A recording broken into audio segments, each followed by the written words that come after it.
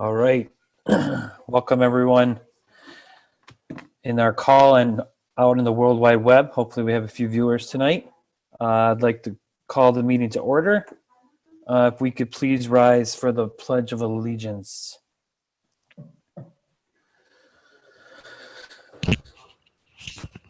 Pledge allegiance to the flag of the United States of America and to the republic for which it stands, one nation, under God, indivisible, with liberty and justice for all.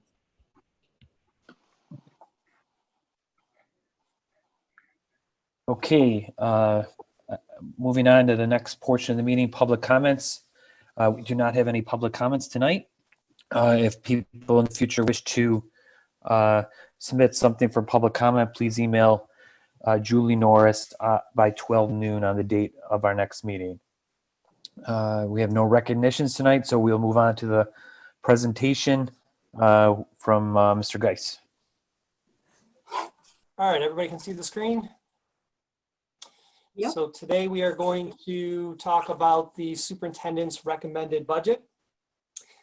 So this is, I will be referencing the budget presentations that were done at the board meeting on March 24th, as well as on April 14th. Both of those presentations are also on our website. So if you need to access those, you'll also be able to do that. So we have a lot to cover tonight. I want to start by talking about just some thoughts on preparing a budget during the COVID-19 pandemic. Obviously, this isn't the type of budget that we want to present when we're dealing with this and everything that's related to it, but it's kind of the hand we're dealt, so we're navigating it as best we can. I want to reground everybody to the summary of the key budget data as of the April 14th meeting. I want to talk about strategies to balance the budget both in the short term and in the long term. I want to take a look at our expenditure and revenue budget. You know, we have over 800 lines of entry that make up the budget. We'll condense that down into kind of the major categories and compare that to last year's budget. But I want to switch gears and kind of start taking a look at projected property tax assessments by town, as well as how those assessments will impact our property tax rates by town, and also the impact that the equalization rate has on somebody's tax bill. And then I want to go over the fund balance history and give you a look at kind of what we've used as far as our savings in order to balance our budget in the past. And again, tying that out and relating it to the presentation that was done on April 24th. So. And then I'll end by talking about the next steps and key dates that we have as we move forward in the process. So this probably goes without saying, but we are definitely in unprecedented times. No one has ever built a budget while we've been dealing with a pandemic like this. And every year I say, no two budgets are ever the same. And that certainly holds true during this year. We're going to be looking at this as a multi-year approach, and we'll kind of go over what that looks like from both the short-term and long-term aspect of that. And we're trying to do it with keeping as much financial flexibility as we can as we navigate, this pandemic and developing a budget. So there are risks associated both on the revenue side and on our expenditure side. From the revenue perspective, we are potentially dealing with additional state aid cuts. There are 3 state revenue reduction plan assessment periods. The first one ran through the month of April, is now over. We're waiting to hear from the governor if and how that's going to impact the state, and then how that's going to trickle down to different municipalities, including our district. We had heard that we could potentially be receiving that information by May 15th. The second assessment period runs from May 1st through June 30th. And then the third assessment period runs through July 1st through December 31st. So there's 3 opportunities, depending on how things are going at the state budget level, that could potentially impact us as a district, which is why we're taking that multi-year approach, which is also why we're looking to provide as much financial flexibility as possible. Another risk, and this could be both viewed as a positive or a negative risk, is the federal stimulus aid. So obviously you think of federal stimulus as that is a positive, and that is absolutely true. And that is true in the short term. However, eventually that federal stimulus goes away, and then we have an additional obstacle that we have to overcome once that aid is no longer there to balance our budget. Sales tax is another revenue risk. This is, again, based off of spending. If people are down and with New York State on pause and just coming out of pause, this is something that we're taking a look at. Right now, you're going to see that we're not looking to reduce this, but it's something that we're keeping our eye on. And then really one of the largest revenue source we have is our property taxes. We're continuing to be bound by the property tax cap, and we'll talk about how that plays into developing our budget. Also on the expenditure side, we have additional costs to reopen. This could be things about how we're delivering instruction. This could be how we're transporting our students. This could be how we're cleaning our buildings. All of those things are going to have additional costs as we do begin to reopen school for the next budget year. So with those risks, everything is on the table. We're leaving no stone unturned. We're looking at reductions. We've had countless conversations with the superintendent, with the cabinet members, with teachers and other staff members, and even community members as far as weighing in on what they believe is the best course for us to take. We're also looking at our savings account or our fund balance to determine what are we going to tap into in order to help us get through this pandemic and budgeting during this time.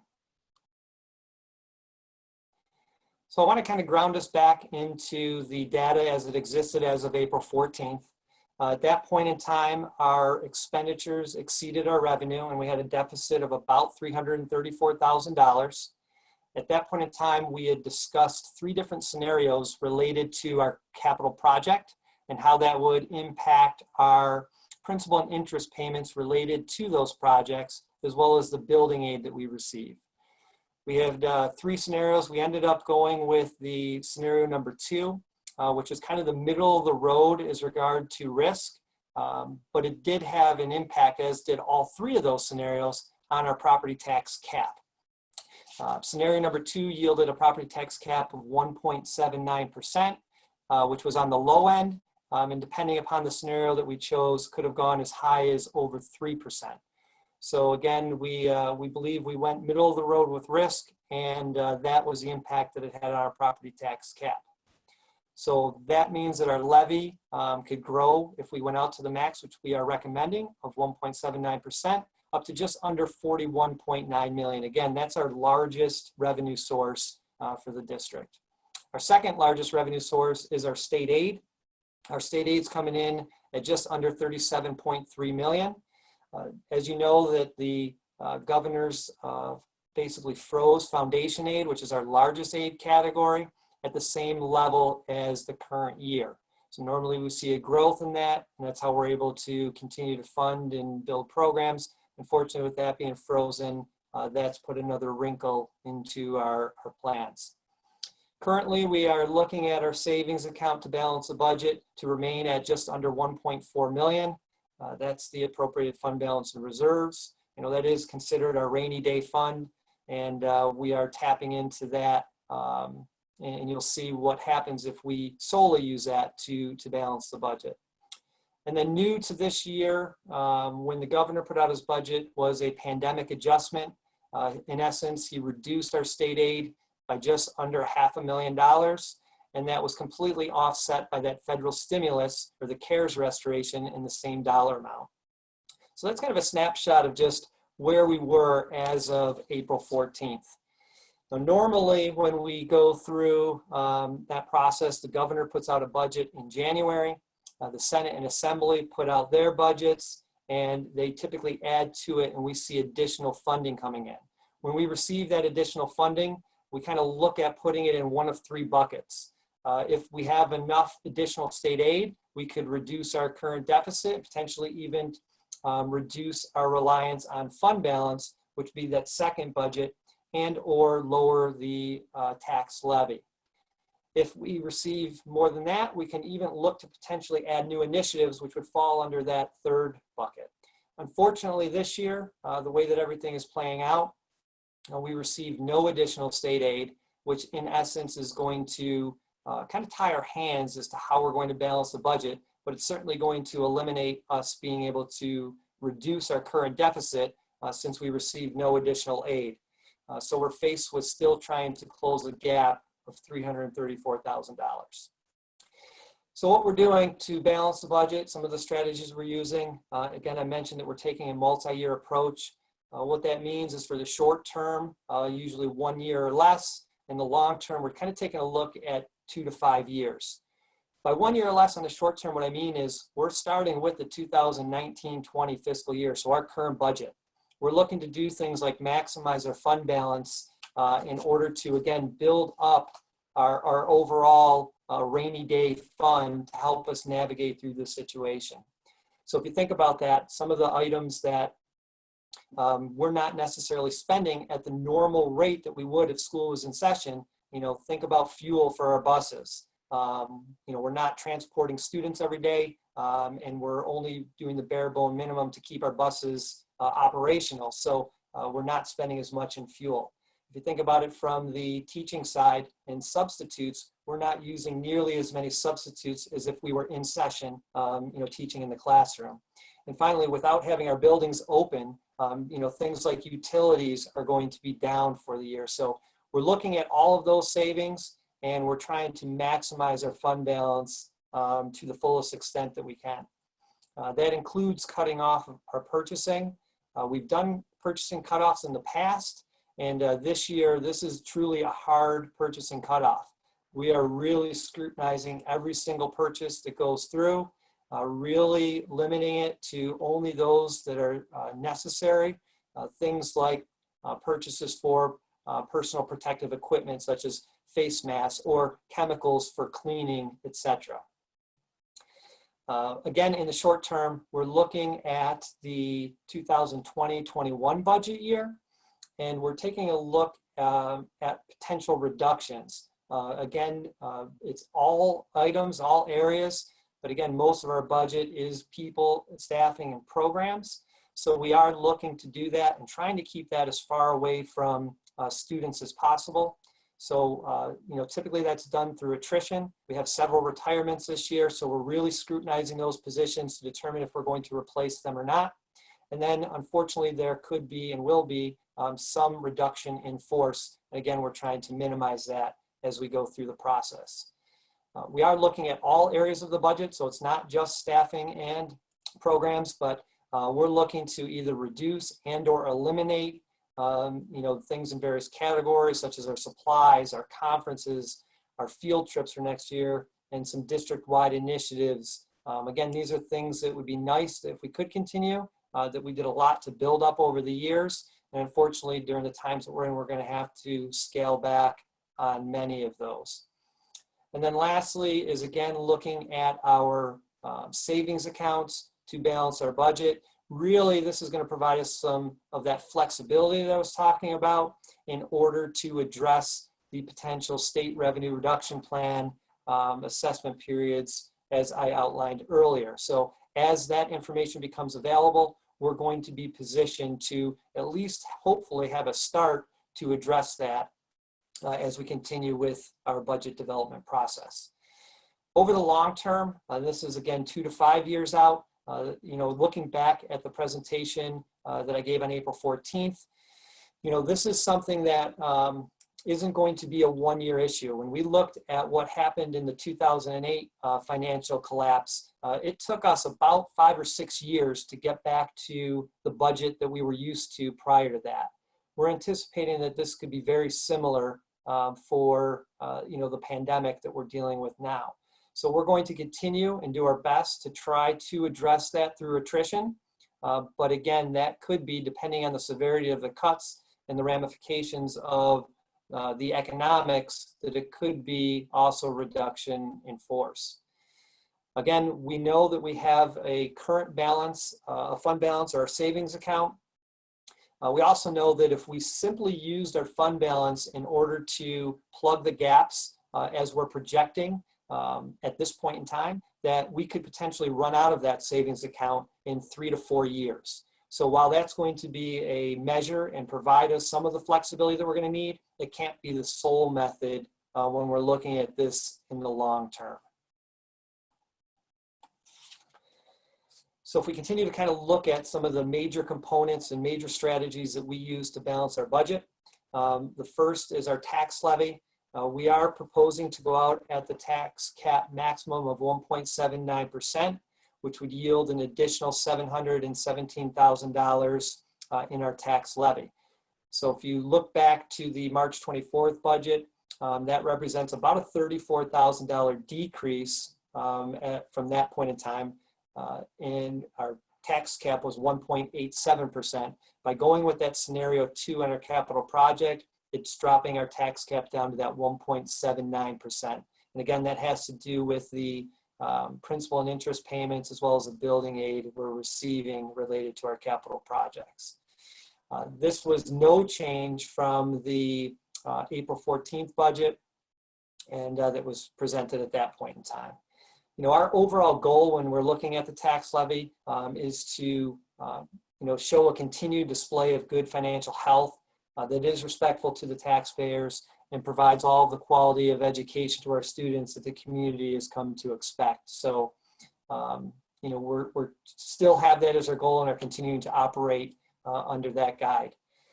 If we look at our savings account, the appropriate fund balance and reserves, right now at this point in time, we are not projecting on using any, although it is certainly feasible and most likely that we're going to have to use that once the governor provides some additional information, which we are thinking is going to happen on May 15th. Our goal has been to kind of wean ourselves off our reliance on fund balance. So obviously under the situations that we're dealing with now, it's really unrealistic for us to think that we can reduce the amount of savings that we use to balance our budget. In fact, we're probably going to be going heavily in the other direction if it follows anything like it did in the 2008 financial collapse. So again, this is typically where we see some sort of additional revenue coming in. Unfortunately, from where I presented the last time we met to now, there's a $0 increase in revenue associated with the changes in any of the areas. So what does that mean? That means that we still are faced with that $334,000 deficit. So we weren't able to eliminate that. And we're not looking at this point in time to increase our savings to balance that. So we really only had one bucket left, and that was to look at our staffing and programs.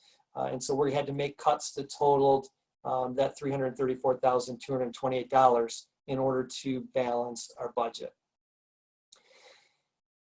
So if we kind of go through a reconciliation of what that looks like, you can see the overall expenditure budget as of April 14th was just over $84.8 million. We had that $334,000 gap, which means that we have to get our expenditure budget down to that $84.5 million that you see at the bottom of the screen there. So what we did is we kind of put this chart together. We're again trying to be as flexible as possible in dealing with all of the information that is either coming out from the state or is yet to be released from the state. And so if we break our staffing down into two categories, the certified staff and the classified staff, and again, trying to keep it as far away from not only kids, but staff as well, attrition is the best method to do that. So as somebody retires or leaves the organization, we look at whether or not we can fill that position, and we're looking to eliminate 5.2 FTE related to the certified staff and a 1.0 FTE related to the classified staff. So in total, out of everybody that's retiring or leaving the organization, we're not filling 6.2 FTE of those positions. Moving over one column, if you're looking at layoffs, this is truly a layoff, reduction in force. Again, if you look at the certified staff, it amounts to 1.1 FTE. That is a bunch of fractional positions in the certified staff. And if you drop down to the classified staff, that is 2.0 FTE, which is 2 staff members for the classified staff, for a total layoff of 3.1 FTEs. If you look to the next column over, that's the other. So this would be, part-time employees that are annual appointments that could be being reduced altogether or reduced from a, like a 0.8 position down to a 0.5 position, etc. And then the classified, and that totaled 1.9 for the certified staff. For the classified staff, this represents elimination of a position where the person who is holding that position is able to go to another position in the district. So they're not necessarily going to be laid off, they're just going to be doing different work for us in the district. So that's a total of 8.2 FTE that's going to be impacted by our certified staff, and a total of 4.0 FTE related to our classified staff, and 11.7 FTE overall. Now again, that doesn't mean that it's 11 or 12 individuals. There are going to be more people that are impacted. That's just the sum of the FTE impact. The savings had to equal the amount of our deficit. So you can see the breakdown that's assigned to there in order to get us to that recommended superintendent expenditure budget of $84,467,153. So if we take a look at the overall superintendent expenditure budget, I'm going to jump right down to the bottom. So you can see that our increase from 1920 to 2020-21 is up 3.5 million or 4.42%. And if you remember back to the budget development from last year, last year's budget was actually less than the budget before. So that's really an anomaly. That doesn't happen very often where our budget is down. It was strictly due to the timing of our capital project, us bringing on the borrowing and then the associated principal and interest payments on the expenditure side. So we knew that we were going to be down from budget to budget based on that, going from 18-19 to 19-20, with the expectation that we were going to see a larger than normal increase in 2021. So that's why we're seeing that 4.42% increase. And if you go right to the debt service line, you could see that, and it's pretty clear, our debt service budget is up about 1,080,000 or 20.5% from the year before.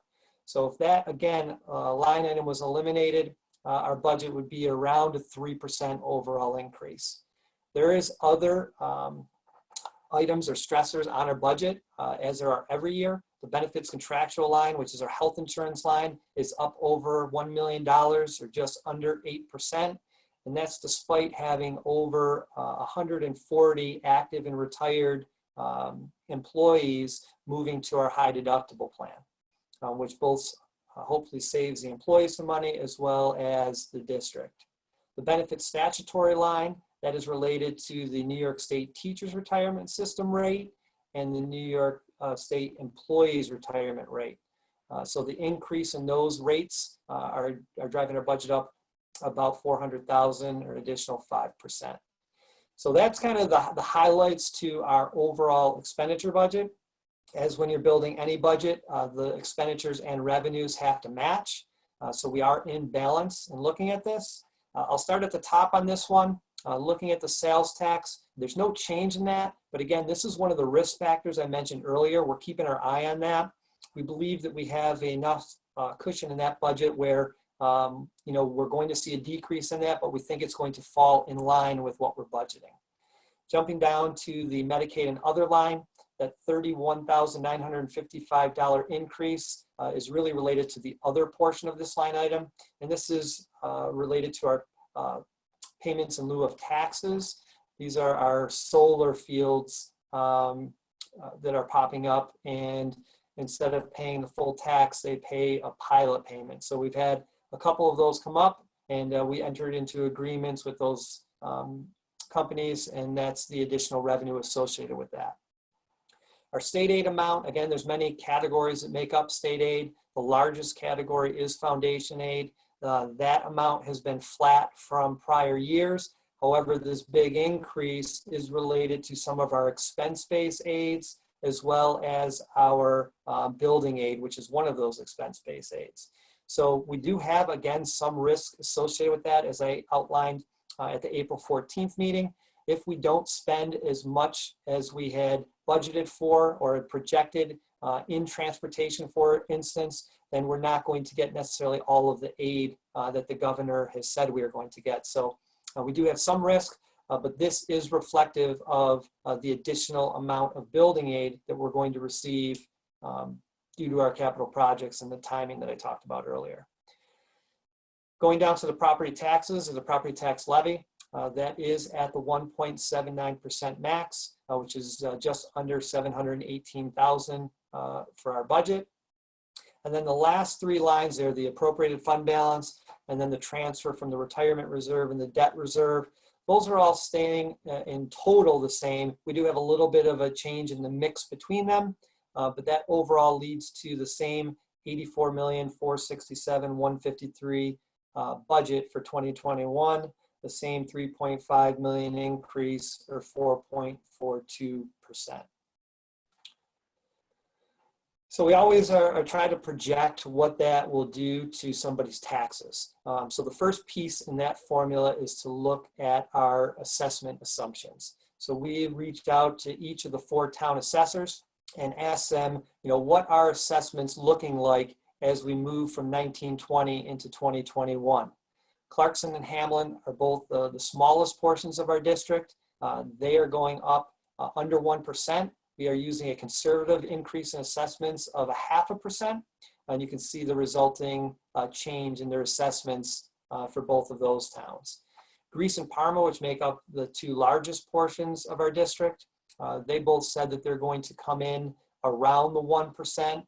I believe Greece is coming in closer to 1.4, 1.5%, and Parma is coming in slightly over 1%. So again, using conservative numbers, if we see a 1% increase in growth for both of those towns, we're going to see an overall increase of just under 1%, and we're going from about 1.74 billion up to 1.756 billion. So that is the increase in changes of for assessment values.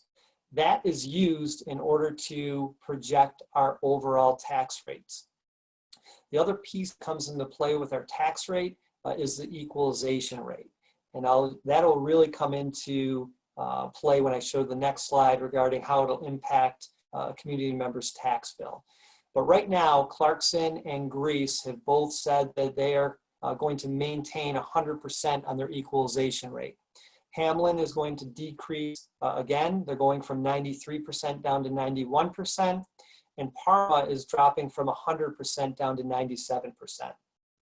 So if we look at the tax rates as they existed in 2019-20, and then you could see at that point in time, Clarkson, Greece, and Parma were all at 100%, and Hamlin was less than that. That's why their tax rate in that year was higher. And now as we move forward into the projected 2021 year, based on those assessment assumptions and the equalization rate, you can see again, Clarkson and Greece are equal in their projected tax rate, while Hamlin and Parma are higher than that because their equalization rate is dropping. So overall for Clarkson and Greece, that means they're going to see a 16-cent decrease in the tax rate, or about 0.7%. Hamlin is going to see a 36-cent increase per $1,000 of assessed value, which is a 1.46% increase. And Parma is going to see a 55-cent increase in their tax rate, which turns out to be about a 2.4%. So again, the equalization rate comes into play there. That's why you see a larger than or a positive increase to the tax rate for Hamlin and Parma, while Clarkson and Greece are showing a decrease. But if you look at the overall tax bill, and if I run through this example, you could see that it doesn't matter where you live, you're going to pay the same tax bill if you have the same assessment value in each town. So if we look at each town and take a look at the home value, and just for simple math, we're using a $100,000 home value. For Hamlin, if they have an equalization rate that is now 91%, it means when a community member from Hamlin gets their bill, their home is worth $100,000, but on the tax bill, it's going to show an assessed value of only $91,000. So if you take that and plug it into the formula, you will get a projected tax rate of $25.03 per $1,000 of assessed value. So again, taking that assessed value, 91,000, dividing it by $1,000, and then multiplying it by the tax rate yields a tax bill of $2,278, which would in essence be a $16 decrease from the 2019-20 tax bill, assuming their assessment hadn't changed. For Parma, same concept, homes worth 100,000, equalization rate is dropping from 100% down to 97%, which means when a Parma taxpayer receives their bill, that $100,000 home will show on their bill as a $97,000 assessed value. If you divide that by 1,000 and multiply it by the tax rate for Parma of $23.49, you'll get the same $2,278 projected tax bill for the 2020-21 year. Again, that would be equivalent to a $16 decrease from the year before. And then both Clarkson and Greece fall under the all other category. A home valued at $100,000 with a 100% equalization rate will yield a $100,000 amount as the assessed value on the tax bill. You divide that by 1,000 and multiply it by the projected tax rate of $22.78. And it doesn't matter where you live in the district. If your home is valued at $100,000, you'll pay that $2,278, which again represents about a $16 decrease from the year before. So again, just in broad terms, the purpose of the equalization rate is to do just what the name says, make it equal for the taxpayers, regardless of what the assessed value is in the particular town. If we take a look at the history of our tax rate, you can see that we've been very flat over the years. In fact, our projected rate for 2020, which again is a conservative rate, is lower than what it was in 2006. So again, we've had a very tight range in our overall property tax. Historically in the county, we've always been in the bottom portion. Typically, we're somewhere around the 4 through 6 range as far as the lowest in the county. And that is most likely going to continue as we proceed. So now if we just take a look at our appropriate fund balance, and I'm going to tie this again to the discussion that we had at the April 14th board meeting. If you look back in time and you see our 2008-9 year, so again, that was the year that we had the financial collapse. We were hardly using any of our savings account in order to balance our budget. In fact, even going into the next year for the 2009-10 budget year, we didn't really increase much. And then all of a sudden, it hit us. We had to go through a really tough economic times where we had to go through, cuts year after year. We had to use additional fund balance in order to balance our budget, and we saw the big spike for the 10-11 year. Then you see another little spike as we moved into the 11-12 year. That was related to the then federal stimulus, which was the ARA funds going away. So it was provided in 10-11 and then disappeared in 11-12. The state was still experiencing financial difficulty, so we had to make up that gap, and we had to utilize additional rounds of cuts as well as additional fund balance and savings in order to balance their budget. At that point in time, we continued to wean ourselves off of the fund balance and reserves, and that has been our goal. We had a minor blip last year, but nothing too crazy.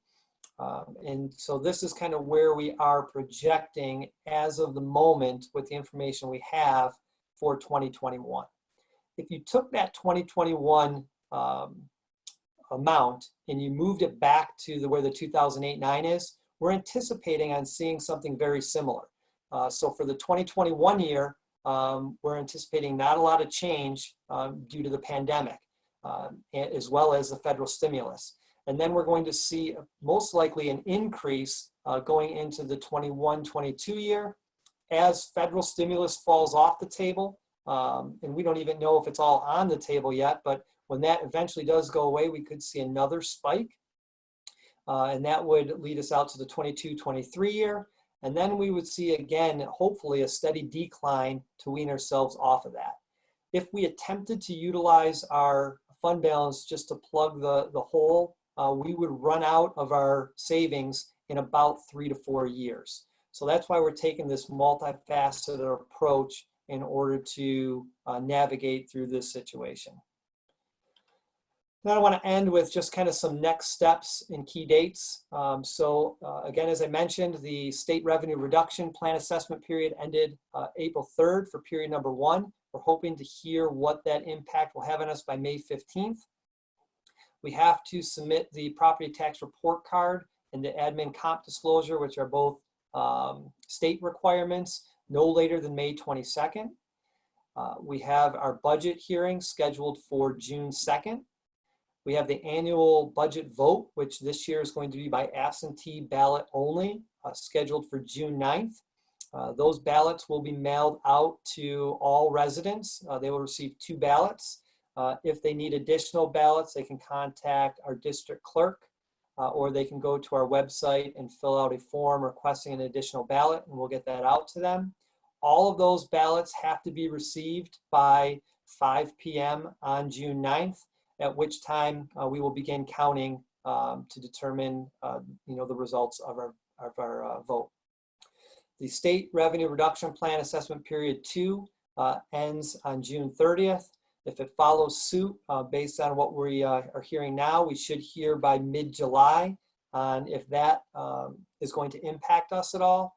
And then the third revenue reduction plan assessment period, number 3, is scheduled to end on December 31st. So by January 15th of 2021, we should see if we have any additional reductions that we may have to address. Before I open it up to any questions you may have, again, this is definitely all uncharted territory that we are all facing right now. We are kind of building the budget as we go to the best of our ability with the information that we have at this time.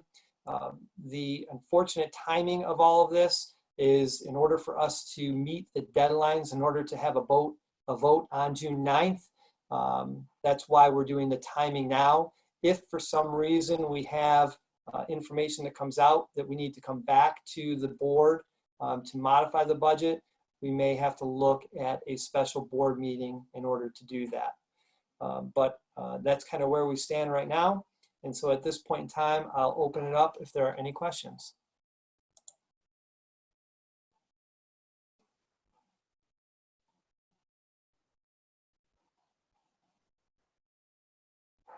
All right, it doesn't appear to be any questions, so I will stop sharing my screen and I'll turn it back over to Mark. Actually, I did have a question, or just Adam. Sure, go ahead. I know there are like all the rules around all the different funds, reserves, the 4 of them that we have, and the way aid is used for certain things. I mean, are all the rules still in place during the pandemic, or is the state giving any flexibility to kind of move money if we have to save programs, or that sort of thing, or do they not do things like that? No, that's a really good question, Marianne. And the answer is yes and no. So I have not seen anything come out as far as from a reserve perspective, relaxing the rules on what we're allowed to do. So the 4 reserves that you mentioned are restricted for their intended purpose. Some of them are more restrictive than others. For example, one of those reserves, the capital project reserve, in order for us to move that to another reserve and potentially help our budget situation, we would have to get voter authorization in order to use those funds for a different purpose. The unemployment reserve, the retirement reserve, and the liability reserve, we could do that through board action in order to use those funds in order to balance our budget. As far as, and so that's the no side of it. As far as the yes side of it, I have heard something that's not official yet about, at least that came out of the comptroller's office, that said, yep, I understand that school districts are bound by a 4% fund balance limit and you're not allowed to exceed that. That's a statutory regulation that we have to deal with. Our goal is to, again, looking at the 2019-20 year, build as much fund balance as we can. And if we exceed that 4%, the comptroller has said that they would take, obviously, the current situation into consideration and may not ding districts like they would have in the past. There have been districts, even without going through a pandemic, that have exceeded that 4%. We have not been one of them. If we can navigate through this and still provide the most financial flexibility that we're able to, with still maintaining that 4%, that would ultimately be our goal. But if we decide that that's not feasible and we're going to carry more than the 4%, that's something that's not off the table that we could potentially look to do. And then we would take our lumps if we had an audit and they came in, or if the governor came in, and wanted to lay down a heavy hand on that. So I don't foresee that happening. It's rumored right now, and we're kind of waiting to see what the outcome is going to be. Thank you. You're welcome. All right, so we're going to move on to approval of the regular minutes of April 28th, 2020. Do I have a motion to approve the minutes? So moved. So So I have Russ and then Brian. Any discussion on the minutes? Okay, all in favor of the minutes? Aye. 7-0. All right, moving on to board level committees. District improvement. We got an email earlier this month from Mr. D'Amico that we're not going to do any sort of Zoom meeting. What we will be doing is at the end of the month, they're putting together some resources for us to look over on our continued work on equity, and he will also be sharing a summary of what the teams in each school did for the year. So that will be coming towards the end of the month. Moving on to policy. Anything, Marianne? No, nothing on policy.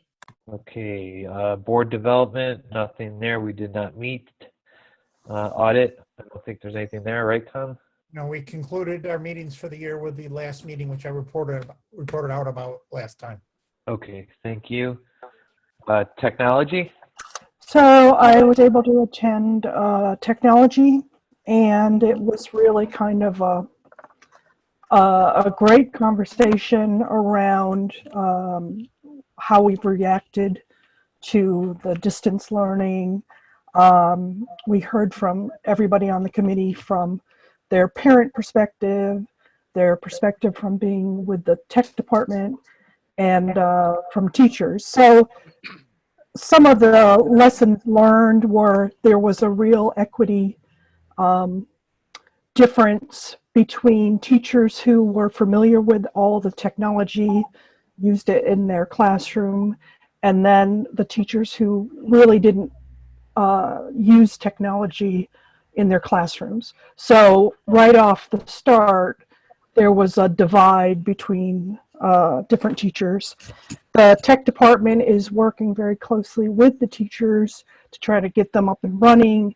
And they found that, we might want to think about having a common platform so that all the teachers are in a good place. They are certainly looking to kind of plan if we have to go to distance learning in the future, even if it's a one-off sort of thing. And we were tasked with thinking about how this will change the goals of the tech committee. There are also minutes that John Miller took, and we can get those distributed to you. I just got them in the email today. So that's it for tech.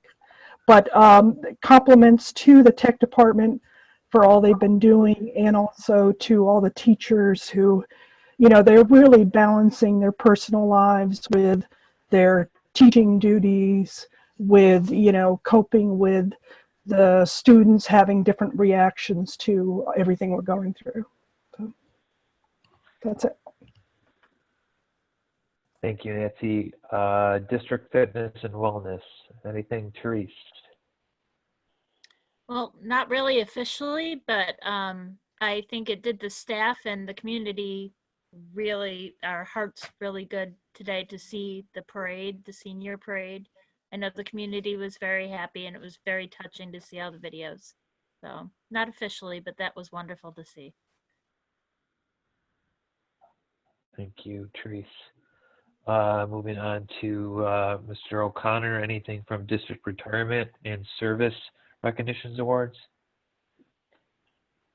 Yeah, there was a Zoom meeting last week. And Scott, I'm going to ask you to help me out a little bit on this because my notes, I can't seem to call up with these Zoom meetings, but briefly, things are moving along pretty good. I mean, that's a well-oiled team they have in that committee.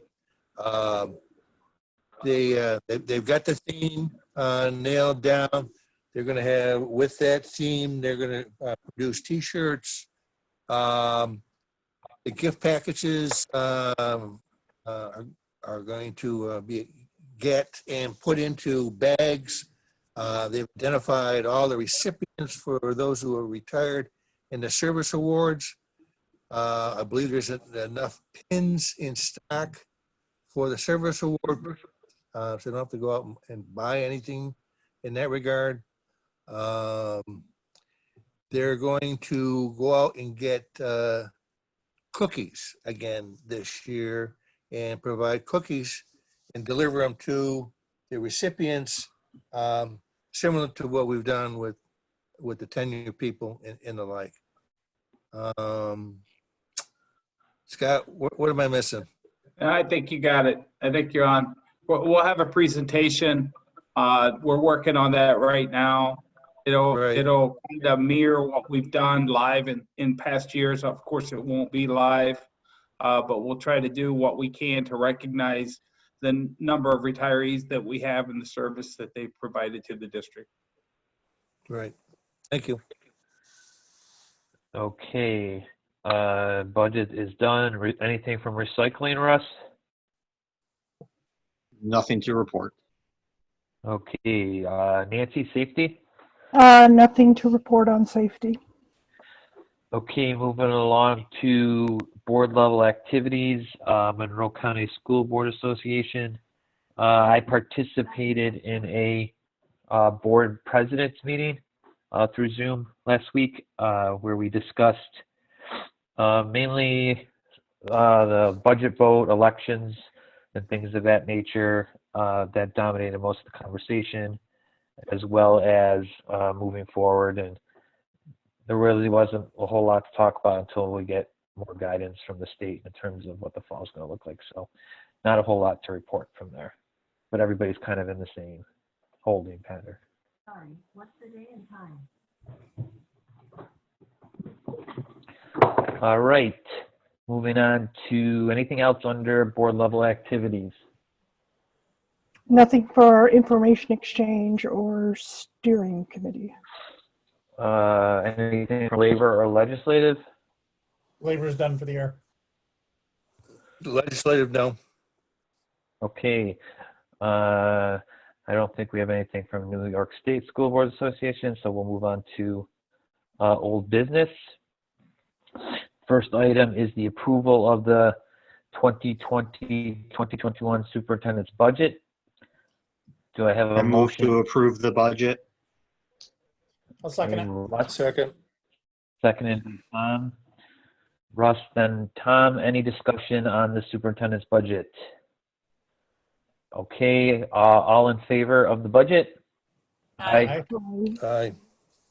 All right, 7-0 on the budget.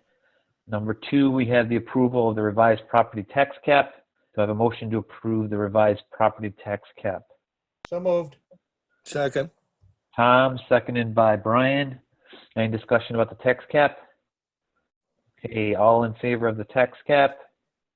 Aye. Aye. Tax cap passes 7-0. Then the third item is the approval of the revised legal notice 2020 public hearing for budget presentation and annual school district meeting and election. And this runs all the way through page 4, I believe. So do I have a motion to approve that? You do. All right, Tom, Second. then Russ. All right, Tom, then Russ, then any discussion on that? All right, all in favor of approving the legal notice? All in favor? Aye. Aye. Okay, now we're going to move on to that was 7-0. Now we're going to move on to the consent portion of the meeting, which I believe is around page 5. I'm looking at an email, so it might have got bumped a little bit. Page 5 all the way through to the bottom of page 7, bottom of 7, I believe. So the consent portion. Do I have a motion to approve the consent portion of the meeting? Yep, you do. All right. A second. Second. Second. Thank you. Not sure who that was. Mary Ann, I think. Mary Ann. Mary Ann. Yep. Thank you. All right. Any discussion about the consent portion of the meeting? All in favor? Aye. Aye. All right. Under new business, approval of the property tax report card under C on page 8. So I have a motion for the approval of the property tax report card. So move. Brian, second by Mary Ann. Mary Ann. Thank you. Any discussion about the property tax report card? All in favor of the property tax report card? Aye. Passes 7-0. Okay, moving on to administrative reports. Dr. Kosorek. I'd like to start out tonight by thanking the Board of Education for approving the budget. Clearly, this is unfortunate because of the current economics that we have to take things away from our students. But we all realize that this is the responsible and necessary thing that we need to do to keep the school district moving forward. I want to thank the assistant superintendents, the administration, who worked hard to keep the reductions as far away from children as possible. So thank you very much. Today we did have some good news and some celebration. It was a great day to be a Hilton Cadet. I want to thank our senior parents, high school principal Jeff Green, assistant principal Mark D'Amico, Aaron Schneider, Mike Legault, also Laura Malta, the high school staff, the district staff, transportation, area fire department, Monroe County Sheriff, Greece Police, Grace Sism, and everyone who made the senior parade such a special thing for our students this year. It was very heartfelt, and we're doing everything we can as a district to make things up to the seniors who have had their year cut short. We have implemented systems in each one of our schools so that our students can get in and gather their belongings for the year. There's a sign up. Students have to wash their hands as they enter the building. They have to be masked, and we're having no more than 10 students in the building at a time.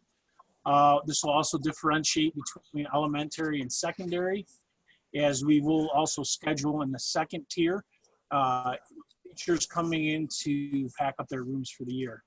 And then our final tier will be to move in for our deep clean to prepare for reopening. So all social distancing measures will be adhered by, guidance from Monroe County Health Department, and also from the CDC as well. We're waiting for more guidance from State Education Department and the Governor's Office on the last day of school. So our next step is to take that guidance as we've worked the 5 days over and had school in session for 5 days over the spring recess. I'll be meeting with leaders of the HCSTA and also the SRP Association to discuss that final day. We would bring a recommendation to you at our next board meeting to modify that calendar. But we're still waiting for that final guidance and information, and we'll be making that recommendation in the near future. In closing, I wanted to thank our families, students, teachers, SRPs, clerical, administration, and Board of Education for all of your efforts on behalf of our students. We greatly appreciate everything that you're doing to overcome this challenging time. And as we move forward, the district will be launching a thought exchange to the community to gather input on our reopening plan. So that's what I have for you tonight. Once again, I want to thank you for all of your support. Thank you, Dr. Kosorek. Anything else from Adam tonight? Yep, I have some just updates from some of the areas that I work closely with. So safety and security, as Casey mentioned, they are playing a role in allowing our staff and students to come into the buildings to pick up their belongings. We just recently had to close our LeBeau field. That gate is now locked.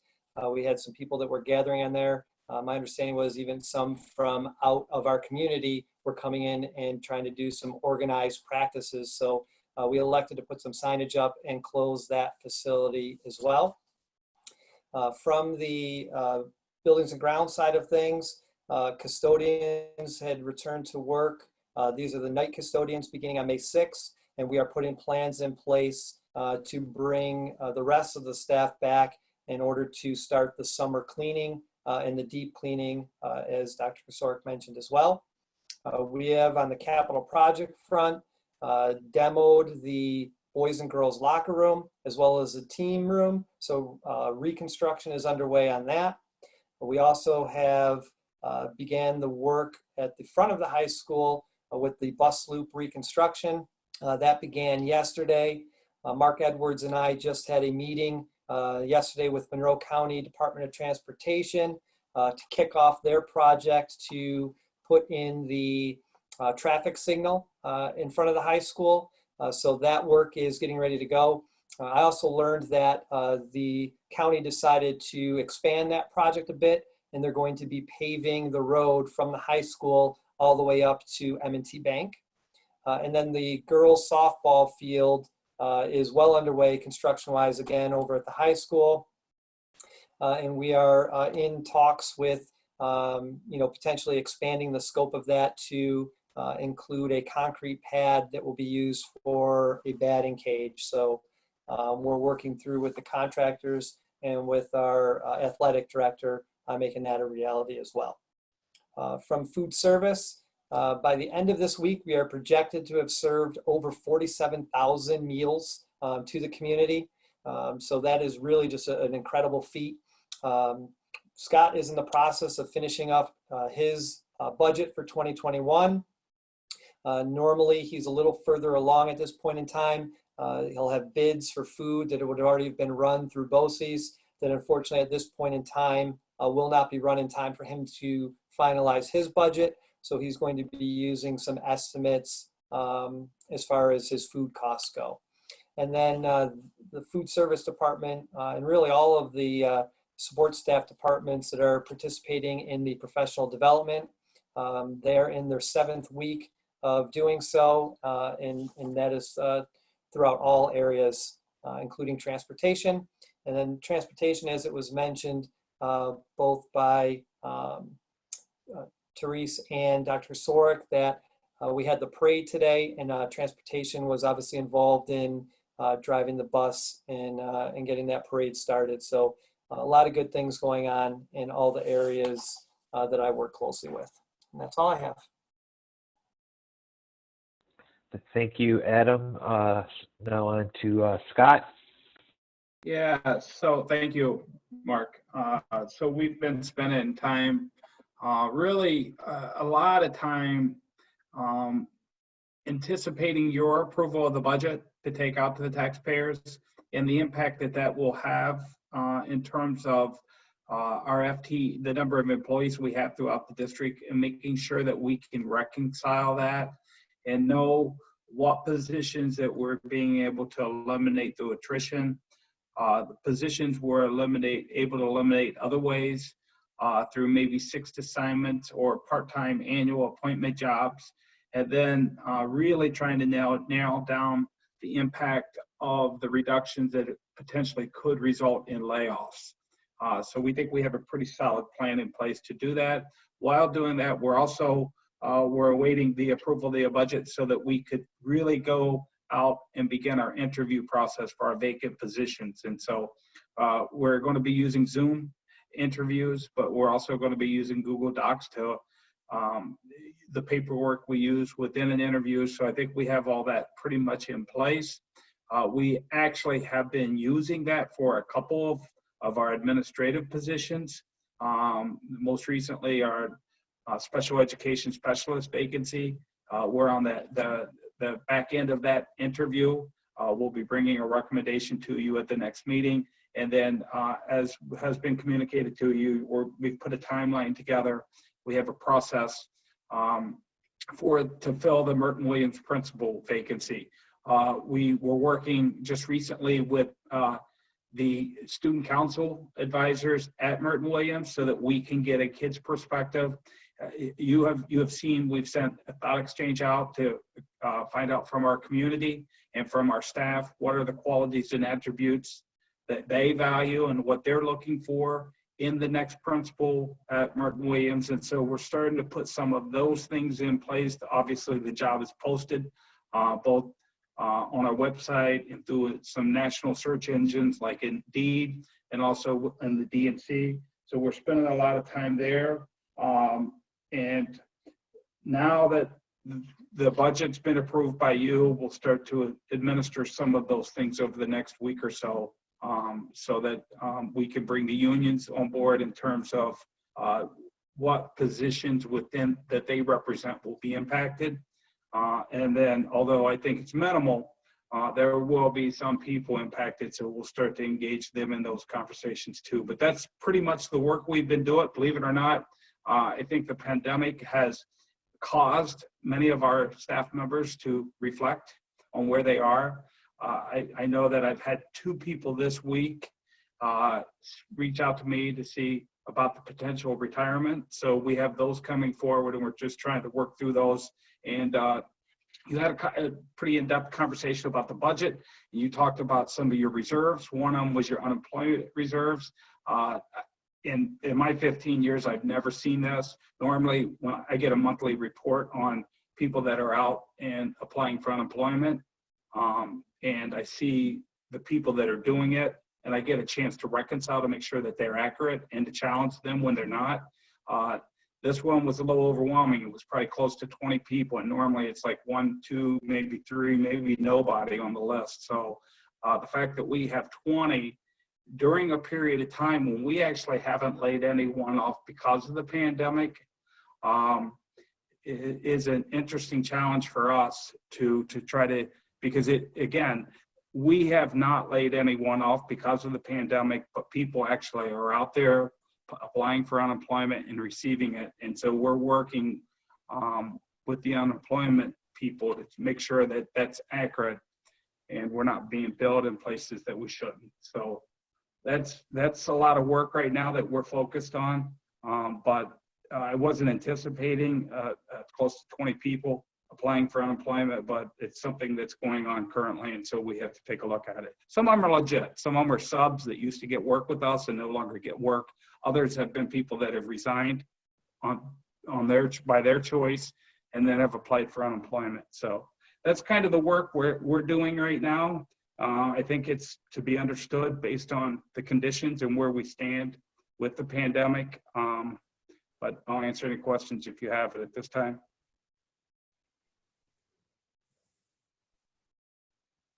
Thank you. Okay, Dr. Suresh. Hi, thank you. First off, like Casey, I want to thank really our students too for staying engaged at this time of year. Even when we're in school, it's really difficult. You know, they start to want to get the nice weather, which unfortunately we haven't had anyway, but they're staying engaged, and I really want to thank them. I want to thank the parents and guardians for all their support. This has been difficult on everybody, and I appreciate it. We've received some nice, emails from people, and they're really appreciative of all that we do. And I want to thank you too for your support, because this has been a long road, and you have asked questions and been extremely respectful of asking those questions and receiving the answers. So thank you. I also want to kind of just say a thank you for all the work. I'm going to share some of the things that we've been doing this year, but to the offices that I work directly with, the Learning Support Services, the Special Education Department, Learning and Staff Development, and the Technology Department. I'm on the phone constantly with those people and Zooming with those people. I work directly with them during the school and and even more now during what we're going on here, because it's also interrelated, which I'm sure that you realize. What we're working on right now is we're kind of in a weird situation. We're looking at where we are this year and what we need to do.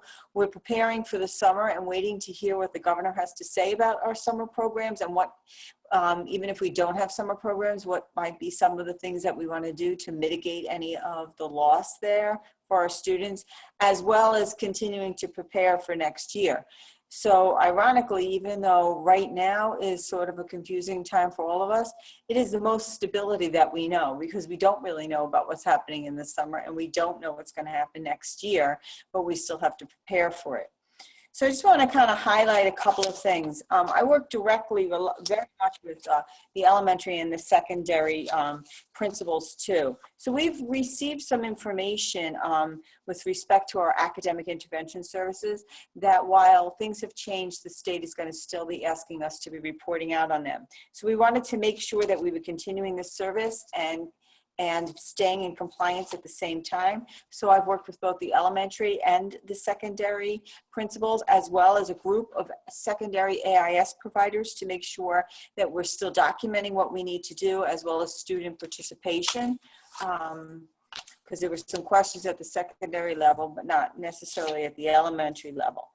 We've also are talking about what we're going to be doing with K inventory, our kindergarten inventory, because normally it happens at this time. So we're going to have to see how we're going to manage that next year. Our elementary report cards, our teachers have them and they've been working on them. They have an example. So we have that reporting system in place. We also want to look at the fall of what it's going to look like for our students and assessments and what we're going to actually have to do to make sure we know where they are. We also had some conversations at the elementary level, and I'm talking elementary right now here, about our resources and how that we're going to use that and how that's going to look differently, which also includes the resources of staff and time. And I have to say that the 3 elementary principals are working really well together. It's great. With UPK, we've already placed our 118 students. Our parents were emailed that information. They know when and where their students will be going, but they don't know right now who their teachers are going to be.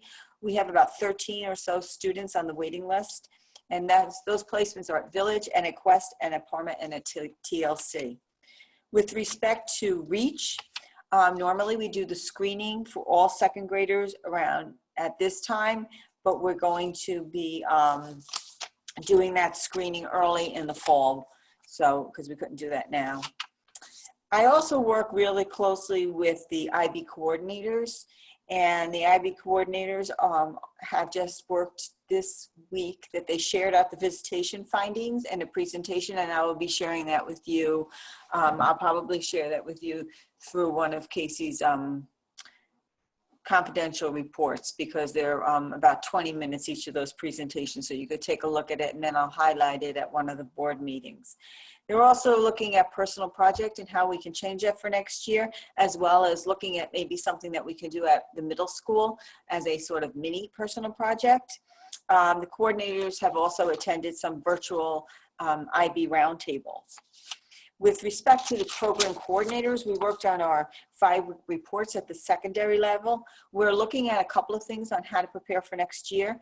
3 things. We have to look at the retention of the work that was done pre-going out in March. Then we're going to have to look at how the knowledge that that they've ascertained and what has been kept from while we have been out, as well as what we were not able to cover while we've been out. So those are how we're going to be prepared for all of those types of things.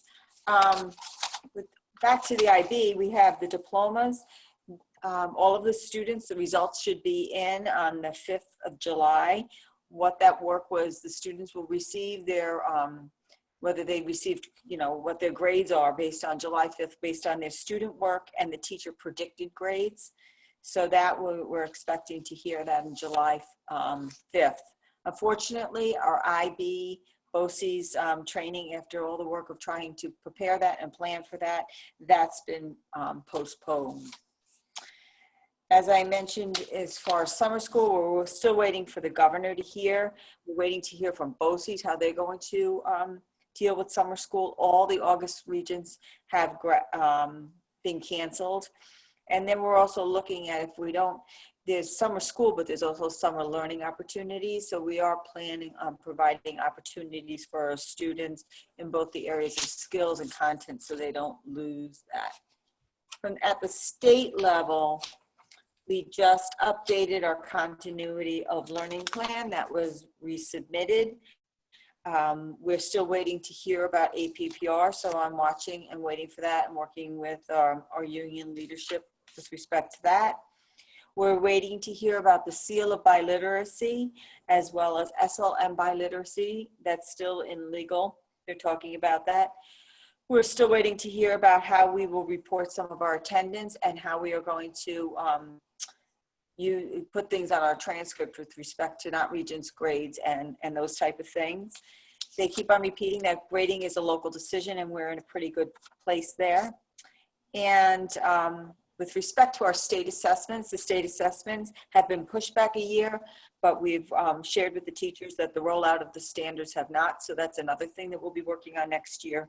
And BOCES is going to be providing us with some mini lessons if we want to use them for anybody in Monroe County too, on power standards and essential standards that we can use to make sure that we're making sure that all those standards are being met. So those are the things that we're working on in the area of the instruction. And if you have any questions. And I want to thank you very much for your support. It means a lot. Barb, I don't have any questions. I just want to thank you for the detail of all your emails and your reporting. It's a lot of work, and just thank you. It's just I don't think many people understand the work that goes into what you do. So well, thank you. I appreciate it. Thank you. Okay, moving on as we wrap up here. Obviously no upcoming events. At our next meeting, we'll be having Meet the Candidates night. We will also be having the district safety and security hearing and the code of conduct and code of conduct plain language hearing. And we'll have a presentation on the food service budget. As we wrap up, I just want to reiterate what Marianne says. For all four of you, we greatly appreciate the hours and the time that you guys are spending keeping the wheels moving, as well as everybody throughout the district. It's a tremendous undertaking, and I know I can speak from the rest of the board that we truly appreciate everything that's being done from a distance. So thank you very much. Does anybody have anything else to add? Okay. All right, do I have a motion to adjourn? So moved. So moved. Second. All right, all in favor? Aye. Aye. Hey. All right, everyone have a good night. Good night. You too. Good night, everybody. Good night, everybody.